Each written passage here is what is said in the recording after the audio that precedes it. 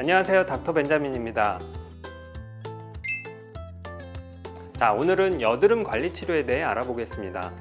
오늘 말씀드릴 치료는 여드름 압출, 진정관리, 스케일링, 광선 치료 등 레이저 치료를 제외한 병원에서 하는 모든 치료를 지칭하겠습니다. 기본적으로 관리 치료는 피부의 바깥쪽을 타겟으로 하는, 즉 피부 장벽 수준에서의 변화를 주기 위한 치료입니다.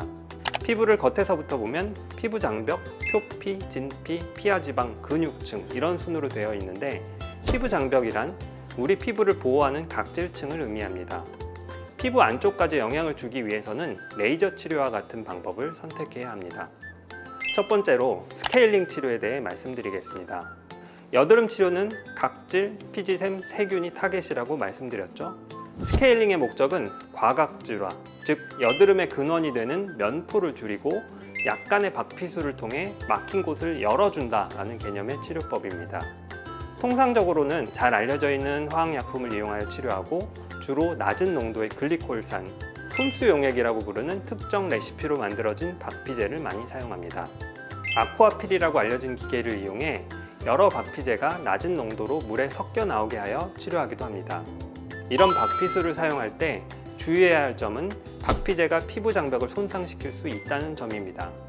여드름 치료에서는 피부 장벽을 손상시키지 않는 수준의 약한 박피제 사용을 원칙으로 하고 있는데, GA나 콤스 용액 정도가 장벽을 손상시키지 않고 적절한 치료 효과를 낼 수 있는 약품입니다.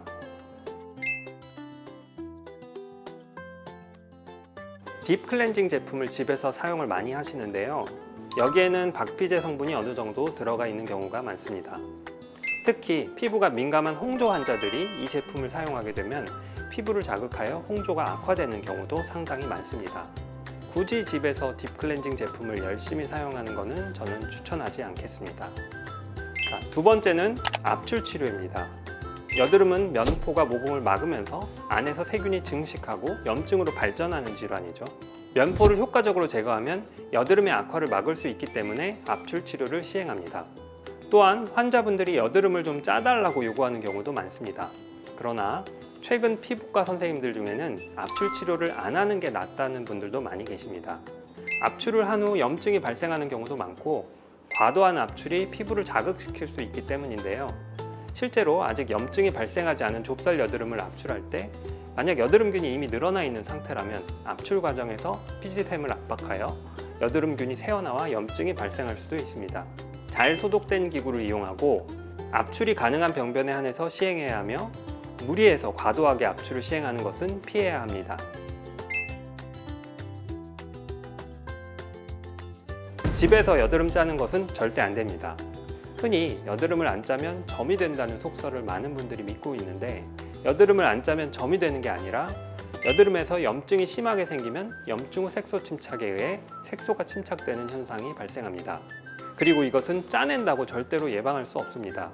오히려 무리한 압출은 염증을 더 심화시켜 문제를 더 일으킬 수 있습니다. 더 문제는 병원에서는 구멍을 낸 후 요령껏 알갱이만 제거를 하는데, 집에서 손으로 짜게 되면 알갱이가 나오는 과정에서 피부가 찢어지게 되고, 그것은 고스란히 여드름 흉터로 남게 됩니다. 세 번째는 진정관리입니다. 관리실에서 시행하는 기계관리를 의미하는데요. 초음파나 고주파를 사용하여 약물 침투를 촉진하거나 피부 진정 효과를 위해 시행하지만, 사실은 피부 장벽의 재건을 돕는 것이 기계관리의 주 목적입니다.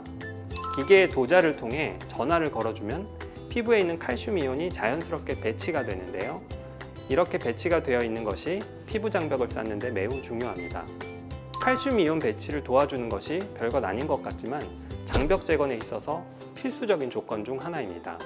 보습제를 잘 발라주면 피부의 수분 손실을 최소화할 수 있다는 장점도 있지만, 피부 장벽 재건에 필요한 재료를 공급해주는 역할도 하게 됩니다. 즉, 기계 관리와 올바른 보습제 사용을 통해서 내 피부가 스스로 장벽 재건을 할 수 있도록 도와줄 수 있습니다. 마지막으로 광선 치료입니다. 광선 치료 시 광원의 파장대에 따라 여러 가지 치료 및 진정 효과를 얻을 수 있는데, 여드름균의 사멸을 위해 푸른빛의 광원을 사용하거나 염증 완화, 피부 재생 등 진정 효과를 위해 붉은빛의 광원을 사용하여 치료에 이용합니다. 자, 관리 치료는 이 정도로 알아보았습니다. 다음 시간엔 레이저 치료를 비롯한 다른 치료 방법들에 대해서도 알아보도록 하겠습니다. 감사합니다.